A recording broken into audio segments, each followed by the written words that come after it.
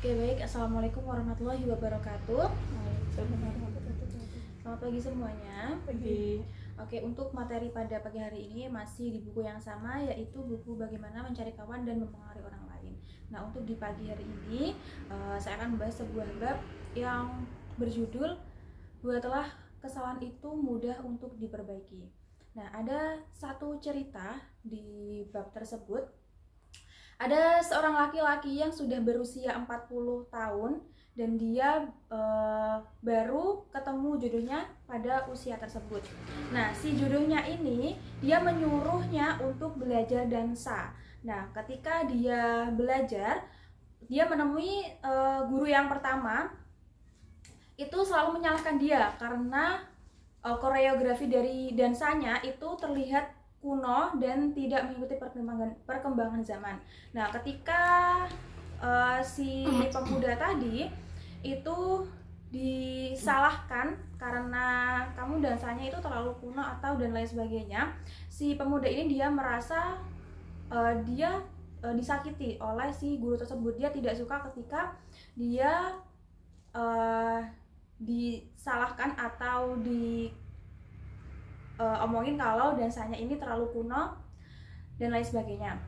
Nah, akhirnya si pemuda tadi itu mencari guru lagi. Nah, guru yang kedua ini dia tidak mengatakan bahwa dansa yang dia lakukan itu kuno atau dansa yang dia lakukan koreografinya itu jelek. Tetapi si guru yang kedua ini dia terus memberikan semangat, wah dansa kamu ini bagus, nah kamu bisa nih terus berlatih agar menjadi koreografer yang profesional. Nah, dari situlah si pemuda tadi itu dia merasa termotivasi sehingga apa yang dilakukan selama latihan itu membuahkan hasil dan dia dapat berdansa dengan pasangannya dengan sebaik mungkin dan dengan mengikuti perkembangan zamannya. Nah, ada cerita lagi yang kedua, yaitu ada seorang anak berusia 15 tahun. Nah, pada masa kecilnya si anak tersebut itu pernah mengalami kecelakaan sehingga dia mengalami gagar otak atau apa sih? Ya, itu mengalami gagar otak, mengalami kelainan pada otaknya. Nah, si anak tersebut memiliki keterlambatan dalam bidang akademik. Dia tidak gampang membaca, menulis dan juga menghitung. Sampai dia disekolahkan di sekolah yang khusus anak memiliki keterlambatan. Dia mengalami tidak naik kelas selama 2 kali. Nah, suatu ketika si anak tersebut itu suka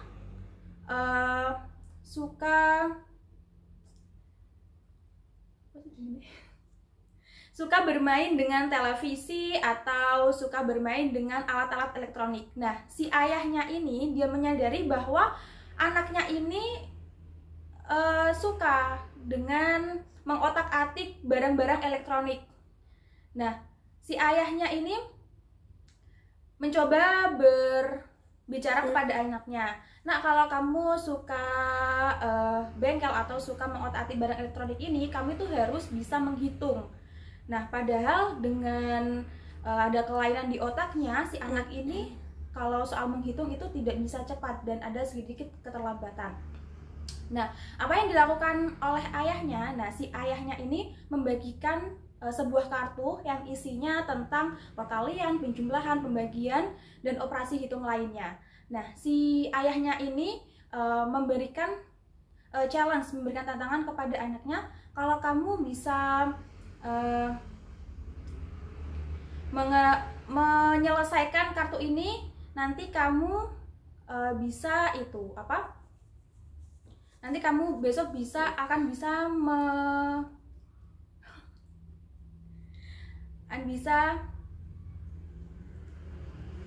apa sih mbak bahasanya, kok bingung sih. Nah, nanti kamu akan bisa memperbaiki barang-barang elektronik itu. Nah, pada percobaan pertama, si anak ini dapat menyelesaikan kartu itu dalam waktu 1 jam. Nah, kemudian si ayahnya memberikan motivasi lagi. Pada percobaan kedua, dia mampu menyelesaikan soal itu pada waktu kurang lebih dari 1 jam. Dan beberapa kali percobaan si anak tersebut mampu menyelesaikan kartu itu dalam waktu setengah jam. Nah, dari sini dapat kita ambil poinnya bahwa sebuah kesalahan itu ketika kita tegur dengan dikemas dengan sesuatu yang membangun, itu akan membangkitkan semangat dan juga akan membuka kemampuan yang mungkin si anak atau orang yang lain tidak mengetahuinya. Nah, mungkin cukup sekian presentasi pada pagi hari ini. Saya cukupkan. Wassalamualaikum warahmatullahi wabarakatuh. Waalaikumsalam warahmatullahi wabarakatuh.